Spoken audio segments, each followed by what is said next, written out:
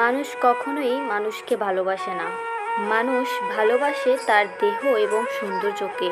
কারণ মানুষ হচ্ছে লোভী জাতি। যে লোক মাসে 1 কোটি টাকা পায়, সেও চিন্তা করে কিভাবে 2 কোটি টাকা পাওয়া যাবে। তাহলে কেন সেই একই জাতি তোমার থেকে ভালো কাউকে পেলে তোমাকে ছেড়ে যাবে না? আর মানুষের ভিতর যত দিন নিঃশ্বাস থাকবে, তার লোভী স্বভাব ততদিনই থাকবে। মানুষ মানুষকে ভালোবাসে না, এর বড় প্রমাণ হচ্ছে সমাজের একটি কালো মেয়ে।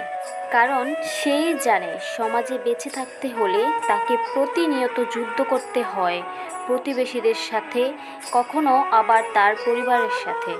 কোনো এক স্থানে যদি কিছু কালো মেয়ে এবং একটি সুন্দরী মেয়ে রাখা হয়, তাহলে চোর, গুন্ডা, ভালো খারাপ প্রায় 99% লোক সবাই এসে ওই সুন্দরী মেয়েটাকেই পছন্দ করবে। এখন কথা হচ্ছে, মানুষকে যদি মানুষ ভালোই বাসে, তাহলে বাকি কালো মেয়েগুলো কি মানুষ ছিল না?